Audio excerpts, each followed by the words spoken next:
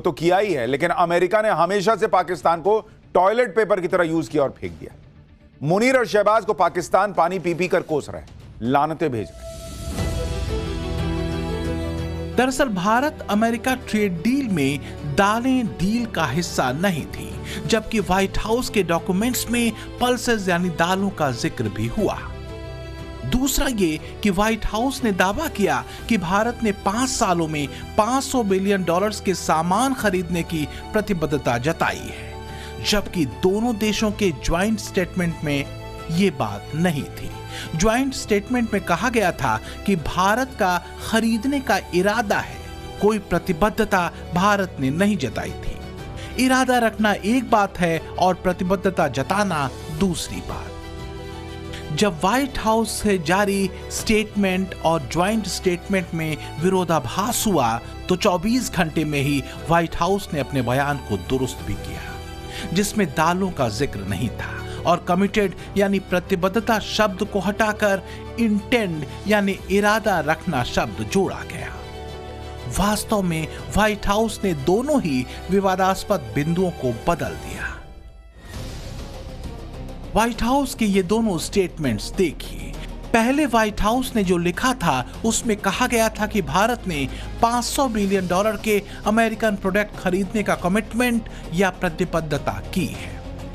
इसमें agricultural product यानी कृषि उत्पाद का भी जिक्र किया गया था, लेकिन बाद में व्हाइट हाउस ने अपना स्टेटमेंट बदला, जिसमें कृषि उत्पाद को हटा दिया गया।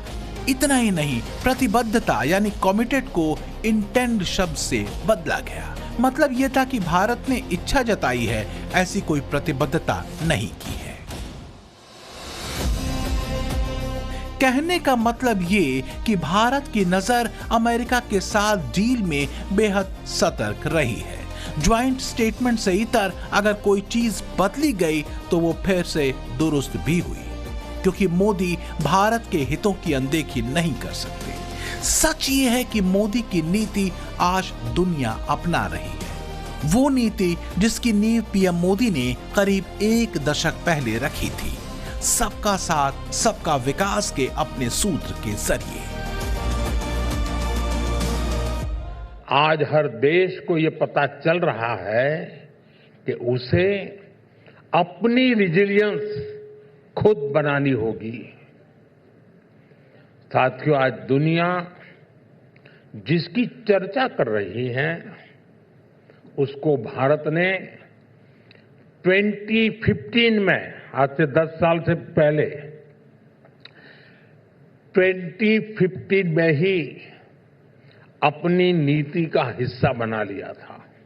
और ये एक बड़ा कारण है कि डिसरप्शन के दशक में भी भारत की इकोनॉमी कमजोर नहीं पड़ी, निरंतर मजबूत होती गई।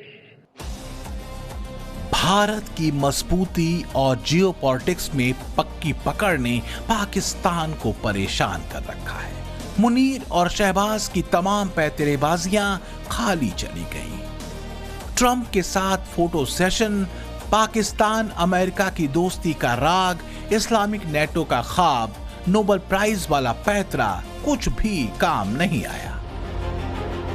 हाल ये हो गया कि अब तो भरी संसद में पाकिस्तान के रक्षा मंत्री कहते फिर रहे हैं, अमेरिका ने हमें हर बार टॉयलेट पेपर की तरह इस्तेमाल किया। पिछले दिनों ख्वाजा आसिफ इस्लामी नजरिए से अमेरिका की विवेचना करते दिखे कि हाय, अमेरिका ने बेड़ा गर्क कर दिया, हर बार किया, बार बार किया। लेकिन बात यहीं तक सीमित नहीं रही। मुनीर और शहबाज को एक और झटका दिया अमेरिका ने। भारत अमेरिका डील को लेकर ट्रंप एडमिनिस्ट्रेशन की तरफ से भारत के नक्शे को जारी करके इसके बाद तो पाकिस्तानियों की हालत ही खराब हो गई। पाकिस्तानी मीडिया में चर्चाओं का बाजार गर्म हो गया। हालांकि बाद में अमेरिका ने इस मैप को दुरुस्त कर लिया। एक्सपर्ट मानते हैं कि बात सिर्फ भारत अमेरिका ट्रेड डील की नहीं है, बात उस डिप्लोमेसी और विल की है जो मोदी ने ट्रेड डील के जरिए अमेरिका के साथ सिद्ध की है। सबसे खास बात यह रही कि ट्रंप के दरबार में मुनीर शहबाज उनकी खुशामद करते रहे और पीएम मोदी ने अपनी शर्तों पर भारत के हितों को सबसे ऊपर रखकर एक ऐसी डील की जिससे ट्रेड से लेकर जियोपॉलिटिक्स तक एक झटके में भारत ने साध ली। पाकिस्तानी अब मुनीर शहबाज को लानतें भेज रहे हैं। सच ये है कि दुनिया की नजर मोदी पर है और भारत की तेज रफ्तार दौड़ती अर्थव्यवस्था के इंजन पर है। दुनिया के मंच पर मोदी एक करिश्माई लीडर के तौर पर अगर काबिज हुए हैं तो इसके पीछे एक बड़ी वजह है भरोसेमंद, संतुलित और सटीक दिशा में काम। जियोपॉलिटिक्स, ग्लोबल इकोनॉमी और घरेलू राजनीति की चुनौतियों पर मोदी ने अपनी नीति को सफल सिद्ध किया है। जियोपॉलिटिक्स में मोदी मित्रता का मंत्र, संबंधों में पारदर्शिता, आतंकवाद पर सख्त रुख और युद्ध नहीं बुद्ध के सूत्र पर काम करते हैं। तो दूसरी तरफ ग्लोबल इकोनॉमी के प्लेटफॉर्म पर मोदी का सूत्र साथ चलें साथ बढ़ें का रहा है। मोदी का लक्ष्य भारत को तीसरी बड़ी इकोनॉमी बनाने का है। वो कहते हैं कि देशों के बीच व्यापार से ही समृद्धि के रास्ते खुलते हैं। तो वहीं घरेलू राजनीति में मोदी की नीति विकास आधारित है, नकारात्मक राजनीति पर तगड़ा वार है, 2047 के विकसित भारत पर फोकस है और मोदी के लिए राष्ट्रहित ही सर्वोपरि है। 21वीं सदी का बीता दशक अभूतपूर्व डिसरप्शन का रहा है। ग्लोबल पैंडेमिक, ग्लोब के अलग अलग हिस्सों में तनाव, युद्ध और ग्लोब के संतुलन को हिला देने वाले सप्लाई चेन ब्रेकडाउन्स। दुनिया ने एक दशक के भीतर काफी कुछ देख लिया। लेकिन साथियों, कहते हैं संकट के समय ही किसी देश के सामर्थ्य का पता चलता है।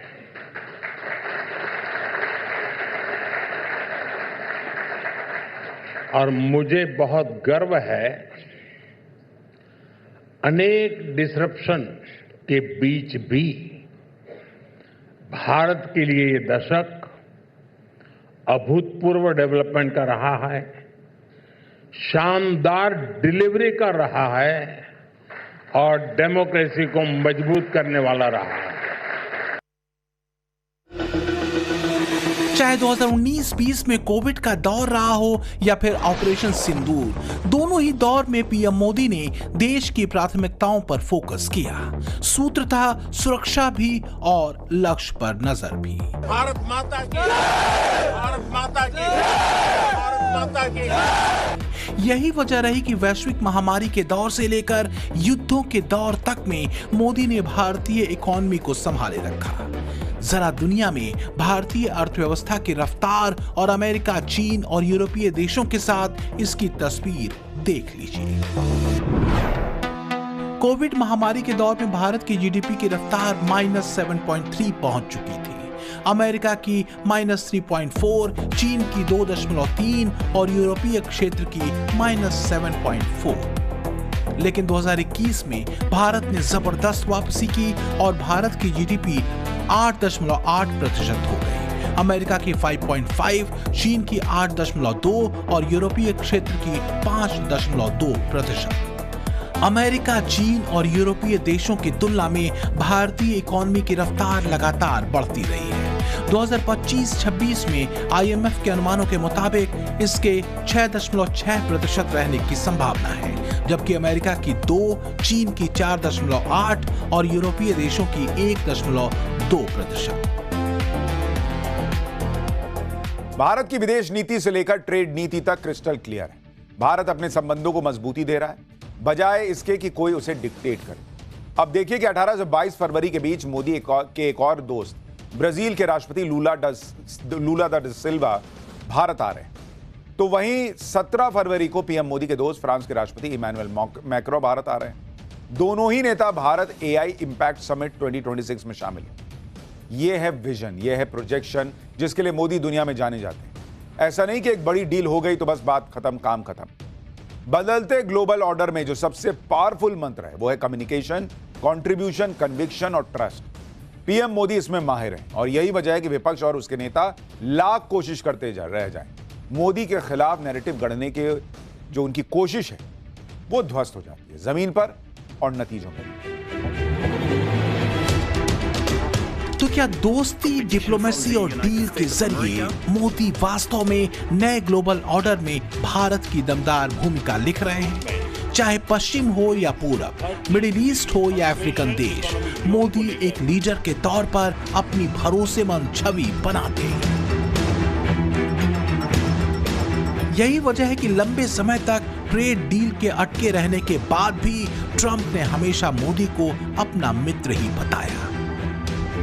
मित्रता और भरोसे के साथ ही कूटनीतिक संदेश को देने में भी मोदी माहिर रहे हैं। एक्सपर्ट मानते हैं कि मोदी ने ट्रेड डील को लेकर समय का इंतजार किया और ट्रंप को कूटनीतिक संदेश लगातार देते रहे। ये संदेश ट्रंप पर किसी प्रेशर से कम नहीं थे, जिसकी शुरुआत पिछले साल अगस्त महीने में तियानजिन में हुए एससीओ सम्मेलन की इन तस्वीरों के साथ हुई थी, जिसमें मोदी, पुतिन और जिनपिंग हंसते खिलखिलाते गर्मजोशी से मिलते दिखे थे, जिसे देखकर ट्रंप ने कहा था, हमने भारत और रूस को चीन के हाथों खो दिया। फिर आया दूसरी तस्वीर से निकला संदेश कि 50% टैरिफ के बावजूद भारत अपने मित्र रूस को नहीं छोड़ने वाला। मोदी और पुतिन की कार डिप्लोमेसी की ये तस्वीरें खूब वायरल हुई। और फिर 2026 की शुरुआत में आई तीसरी असरदार तस्वीर, जब यूरोपीय यूनियन के साथ मोदी ने mother of all deals sign की। दुनिया में तेज रफ्तार से दौड़ते भारत ने अमेरिका और ट्रंप की मठाधीशी वाली छतरी से बाहर निकलने का साहस दूसरे देशों को भी दे दिया। मोदी ने ट्रस्ट ट्रेड के सूत्र पर ही दुनिया के देशों के साथ भारत को जोड़ा है। मोदी के लिए हर एक इवेंट भारत के साथ दुनिया के देशों के रिश्ते को और मजबूत करने का जतन है। और ऐसा ही एक इवेंट है इंडिया एआई इंपैक्ट समिट 2026, जिसमें 45 से ज्यादा देशों के राष्ट्राध्यक्ष, मंत्री स्तरीय प्रतिनिधिमंडल, संयुक्त राष्ट्र के महासचिव और अंतर्राष्ट्रीय संगठनों के वरिष्ठ अधिकारी शामिल होंगे। इसमें ब्राजील के राष्ट्रपति और मोदी के दोस्त लुइस इनासियो लुला दा सिल्वा, क्रोएशिया के प्रधानमंत्री आंद्रेज प्लेंकोविच, फ्रांस के राष्ट्रपति इमैनुअल मैक्रों और यूएई के क्राउन प्रिंस शेख खालिद बिन मोहम्मद बिन जायद अल नाहयान शामिल होने वाले हैं। मुद्दा है विजन का और आपसी कोलैबोरेशन का। मोदी अपनी अलग नीति पर काम कर रहे हैं। ट्रंप भी जानते हैं कि अब उलटबाजी कम से कम भारत के संदर्भ में काम नहीं करेगी, क्योंकि करीब 5 महीनों में पीएम मोदी ने एक नया और व्यापक बाजार भारत के लिए खोज निकाला है। ये बाजार पहले से कई गुना बड़ा है और दुनिया भारत की तेज रफ्तार के साथ कदम मिलाने को बेताब भी है। ब्यूरो रिपोर्ट, टाइम्स नाउ, नव भारत। भाई मुद्दा कोई भी हो, पाकिस्तान उसमें कूद ही पड़ता है। पाठशाला की एक्स्ट्रा क्लास में अब बात मुनीर के हिंदू हेट थ्योरी की। ऐसा क्यों कहा जा रहा है, उसके पीछे बड़ी वजह है। दरअसल पाकिस्तान का संविधान 1973 में लागू हुआ, जिसके ऑब्जेक्टिव की पहली लाइन है कि इस पूरी कायनात पर बस अल्लाह का राज है।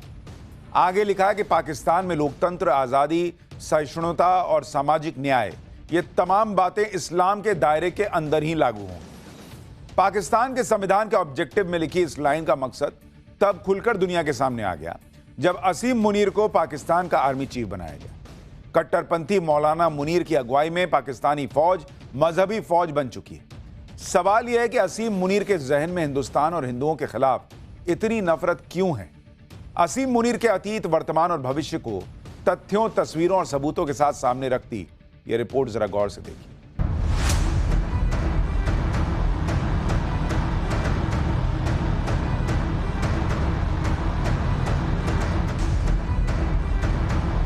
जिस्म पर वर्दी, जहन में नफरत और जुबान पर सिर्फ और सिर्फ झूठ और जहर। यकीन मानिए किसी कट्टरपंथी मौलाना की तरह तकरीरें करने वाला यह शख्स पड़ोस के आतंकी मुल्क का आर्मी चीफ है। इसी के पास पाकिस्तान के फील्ड मार्शल का ओहदा है, लेकिन यह शख्स जब भी जुबान खोलता है फौज से ज्यादा मजहबी बातें करता है, सिर्फ और सिर्फ नफरत का जहर उगलता है। रस्सी जल गई पर बल नहीं गया। कश्मीर के नाम पर घड़ियाली आंसू बहा रहे आसिम मुनीर को भी हकीकत पता है, लेकिन सामने ताली पीटने वाले पाकिस्तानियों के सामने डींगे हाँकने से यह कहां बाज आने वाला था। लिहाजा पाकिस्तान के वर्दी वाले दहशतगर्दों के सरगना आसिम मुनीर के खानदान का हर कच्चा चिट्ठा खोलना जरूरी है। मसलन आसिम मुनीर हिंदुओं के खिलाफ जहर क्यों उगलता रहता है? मुनीर की जहरीली और नफरती तकरीरों की वजह क्या है? मुनीर के खानदान का जालंधर से क्या ताल्लुक है? बंटवारे से पहले जालंधर में 85% मुसलमान थे और 12 बस्तियां मुस्लिम समुदाय की थी। तब काजी मोहल्ले में मुनीर का परिवार रहता था। इस वक्त मैं काजी मोहल्ला में ही हूँ। यहाँ पर आप देखिए बहुत तंग गलियां हैं। जिस तरह से पुराने शहर होते हैं पंजाब के, वैसा ही यह एक इलाका है। और बताया जाता है कि आज़ादी से पहले ये मुस्लिम बाहुल इलाका था। 85% से ज़्यादा जो आबादी है वो यहाँ पर मुस्लिम आबादी होती थी। लेकिन जब बंटवारा हुआ तो ज़्यादातर जो मुस्लिम परिवार थे